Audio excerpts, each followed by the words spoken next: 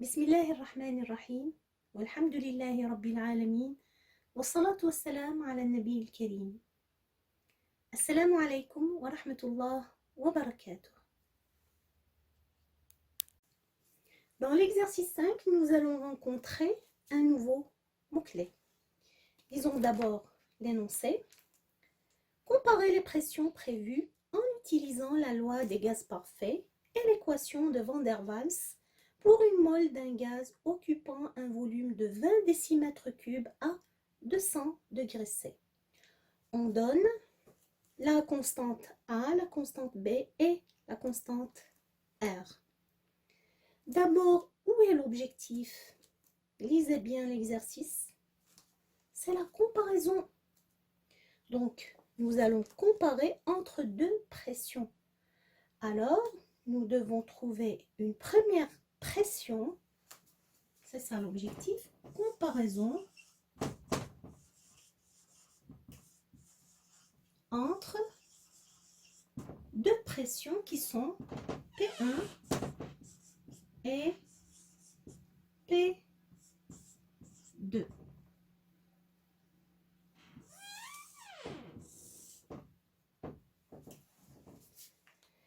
Nous allons commencer par la première pression. La première pression est trouvée lorsqu'on utilise la loi des gaz parfaits. Première partie. Donc, c'est la pression à calculer lorsqu'on utilise la loi des gaz parfaits.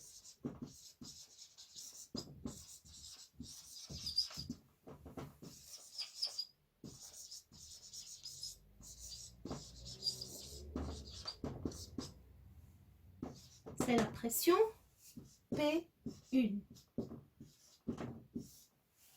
Ne cherchez pas pour le moment à comprendre ou trouver la pression P2.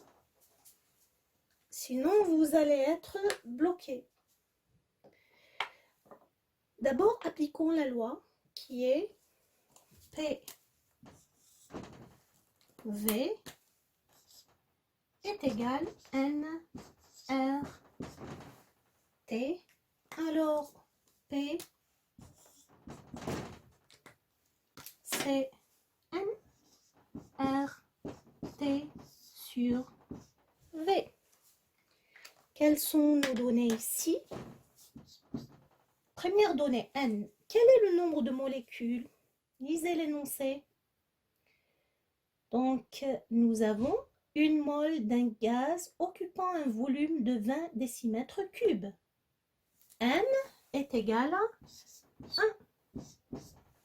Pour la constante R, nous avons, dans la clé, vous trouvez la constante R des gaz parfaits, ou bien sûr dans l'énoncé de l'exercice, R c'est 0,08 206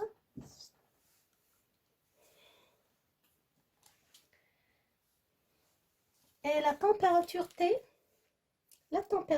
T est égale à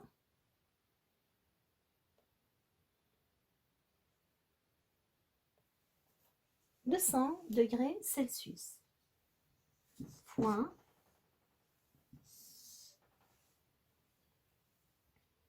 200 degrés Celsius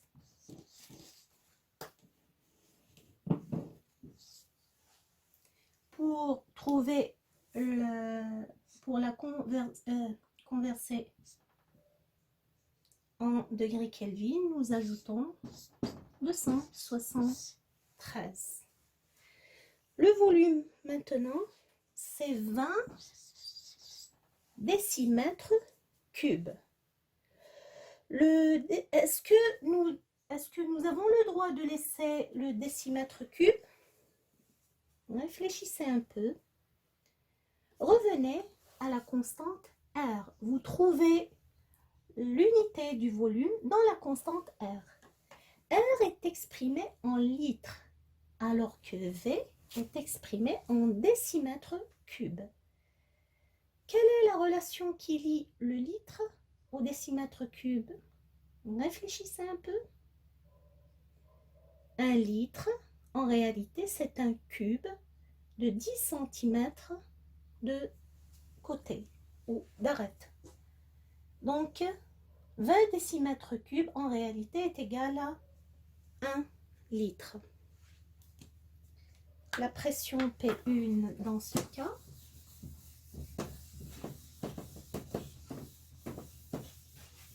calculée en utilisant la loi des gaz parfaits, est égale à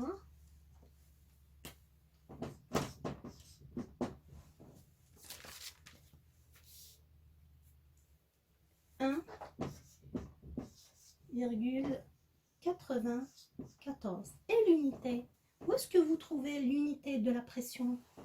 Vous la trouvez ici, dans la constante R. Donc R est exprimé en atmosphère. L'unité de P1, c'est l'atmosphère. Nous avons trouvé cet objectif partiel? Oui, bien sûr. Passons à la deuxième partie. La deuxième partie qui est pression en utilisant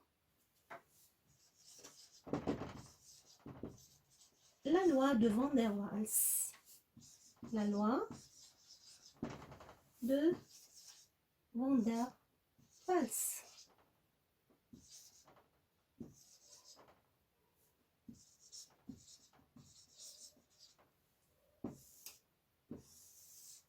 C'est-à-dire P2. Van der Waals, c'est un nouveau mot-clé. Cherchons-le dans la clé de la série. Où est-ce que vous trouvez ce mot-clé? Bien sûr, nous ne sommes pas ici dans les gaz parfaits. On est certainement dans les gaz réels. Vous trouvez équation d'état de Van der Waals, gaz réel.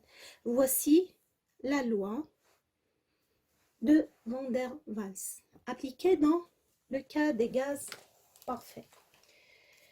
Donc la loi de Van der Waals, c'est P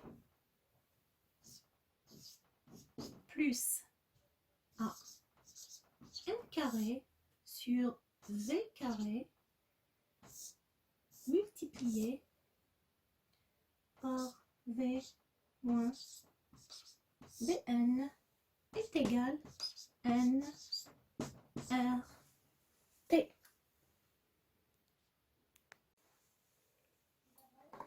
Essayons maintenant de faire sortir le P de cette formule.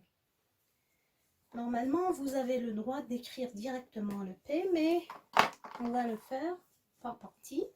P plus A n carré sur V carré est égal à N R T. Vous allez diviser par ce coefficient V moins B N. Là, maintenant, P est égal à nRT sur V moins Bn. Donc, faites passer ce terme à l'autre côté. Ça va vous donner moins A n carré sur V carré. Avant de remplacer, essayez de vérifier si nous avons toutes les données. Est-ce que nous avons le n? Oui, bien sûr. Le n est égal à 1. C'est une mole. Le R, le A et le B sont des constantes données dans cet exercice. Et vous les trouvez dans la clé de la série. Voici le R. Et voici les constantes A et B. Où le A, c'est le terme de cohésion. Le B, c'est le covolume molaire. Le V, le volume, c'est 20 décimètres cubes, c'est-à-dire 20 litres. Le T, c'est 200 degrés Celsius. T est égal à 1 fois R, c'est 0,08. Lorsque vous remplacez, respectez l'ordre. T, c'est 200 degrés C plus 273. Nous avons terminé avec ce coefficient. Passons au dénominateur. V, c'est 20. Bien sûr, nous allons le laisser en décimètres cubes. Pourquoi? Parce que 1 décimètre cube est égal à 1 litre. Le B, le R et le A sont exprimés en décimètres cubes et en litres. Et vous trouvez dans la clé la conversion d'unité. J'ai oublié de vous mettre le décimètre cube. Vous pouvez l'ajouter dans cette clé. Donc, le V c'est 20 moins B 0,23 6, 8. Et le n est égal à quoi? Vous écrivez 1. N'oubliez pas que vous devez l'écrire parce que, en cas où vous commettez une erreur, vous saurez où se trouve l'erreur. Par contre, si vous n'écrivez pas le 1 alors qu'il n'est pas égal à 1 et par exemple, si n était égal à 1,5, vous ne saurez jamais que vous avez commis l'erreur ici. Alors, même si c'est égal à 1, vous l'écrivez. 1, c'est 3, 7,32. n carré, c'est 1 carré, bien sûr. C'est pas la peine d'écrire le carré, c'est clair. V carré, c'est 20. Vous pouvez écrire au carré. Enfin, le P2 est égal à 1,87. L'unité de P, vous la trouvez dans les expressions, dans les unités de A et de R. C'est l'atmosphère. Est-ce que nous avons trouvé l'objectif partiel ici? Oui, nous avons trouvé le P2. Est-ce que nous avons terminé l'exercice?